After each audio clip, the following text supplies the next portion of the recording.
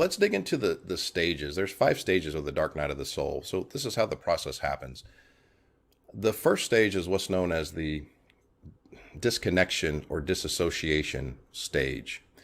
And this is when the misalignment of your current life, and when I say misalignment, it's misaligned with the desires of your heart. It's when the misalignment of your current life meets the vibrational dissonance of the life that your heart wants you to live.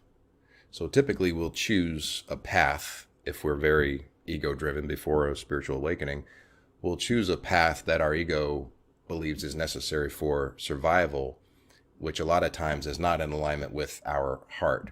And we blindly just kind of do that rote routine, until we have a spiritual awakening. This is one of the things about a spiritual awakening. A spiritual awakening is waking up from identifying as the ego. A lot of people before a spiritual awakening, there's no disconnection with the ego. They think they are the ego. They think they are the identity that the ego has sold them.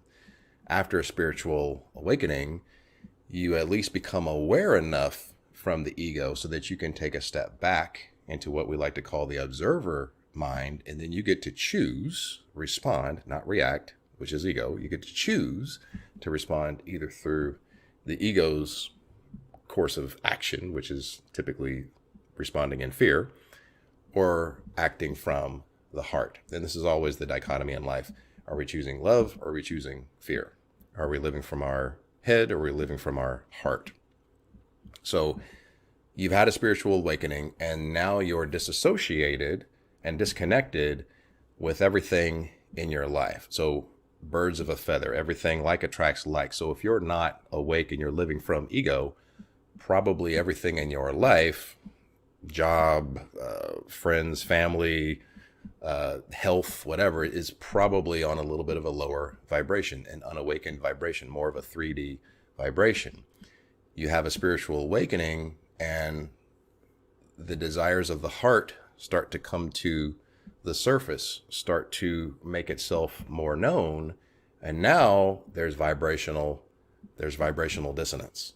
Maybe you're not resonating with, the beliefs that you were handed down as a child, that maybe you never took the time to actually stop and question. Or maybe you were indoctrinated in fear that you're not supposed to question. You're just supposed to have faith, don't ask questions. Yeah, we don't do that anymore. Yeah, no. Things are gonna make sense before we adopt it as our personal truth. Yeah, let's do that.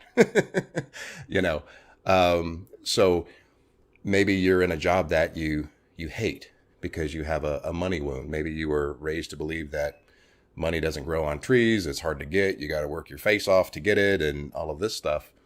And so you're in a job that you hate. Or maybe you never thought about your health and you're making poor choices there.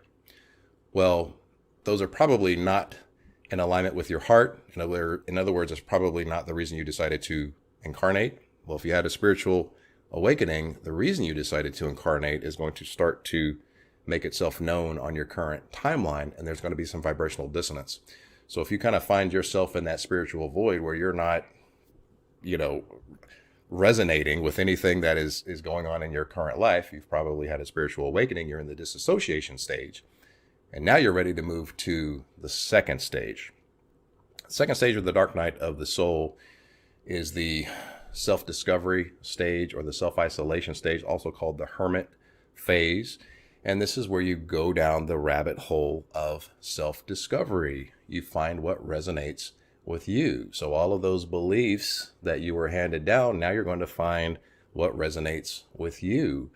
This is where you're going to open yourself up to different esoteric schools of thought, different spiritual practices. We're throwing out the notion of, divine retribution if you look at anything else. No, this is nonsense. You have to look at everything and see what resonates with you.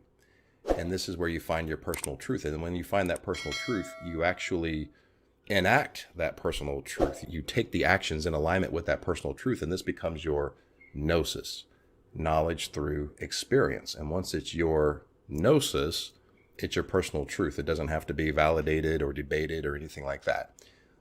So you find your personal truth, Then you move to the third stage of the dark night of the soul, which is the purging and healing process. So the dark night of the soul is phenomenal at purging what no longer serves. So what no longer serves might be a toxic relationship that your unhealed trauma convinced you that you needed to survive, which is not the case.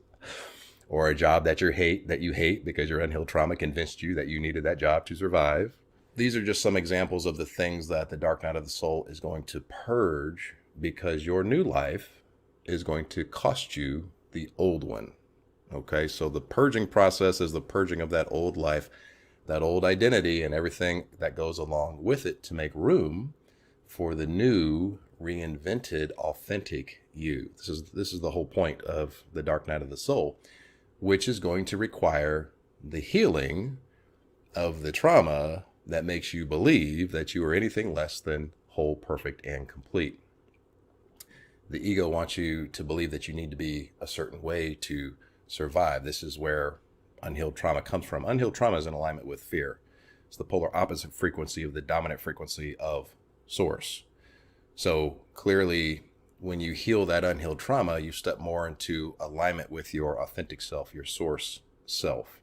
And when you heal the trauma that makes you believe that you needed those things that no longer serve, not only do you finally let go of them, but you wholeheartedly throw them away, because you're carrying a different frequency. You're carrying a frequency more in alignment with love, which is the polar opposite frequency of fear. And those two polar opposite frequencies can't share the same space. So once you've healed that trauma, now you're ready to step into stage 4, which is the discovering your life purpose phase.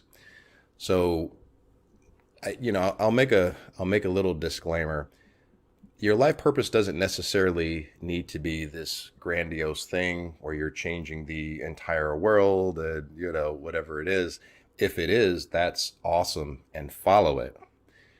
But it might just be you living life on your terms for the first time, validating, approving, and loving yourself for the first time. Maybe unhealed trauma in the past had you people-pleasing, chasing validation, chasing approval, not believing that you were good enough. Abandonment trauma had you clinging on to bad relationships because you were scared of just being alone.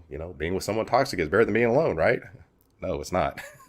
So the unhealed trauma, once you heal that, you drop all of that nonsense, and then you step into your true, authentic self, which is sovereign, self-validating, self-approving, self-loving. And that in and of itself might be your life purpose, which then is, you become an example for everyone else around you. You become an example for other people that need to find their voice, that need to find their worth and happiness. You become that lighthouse in the dark sea that people can gravitate toward and say, hey, how do I become like you? So a lot of times you discover that life purpose is in service to others. Unhealed trauma in alignment with fear, if you're believing the ego's lies of competition, lack, and scarcity, you may have always been in service to self because you believe that resources are scarce. You got to take to get. You got to, hustle, and beat the competition and all of this. But once you're healed of all of that, you may just naturally find that you want to get into a vocation of service to others. Maybe a business you start on your own or whatever it is. But even if you're just living life on your terms, you're still of service to others because your sovereignty is an example to others that also need to find their voice. And the 5th stage of the dark night of the soul is actually living your life purpose. So in stage 4, you discovered it. Stage 5, you're actually living it and doing it. And this is the reason you decided to incarnate.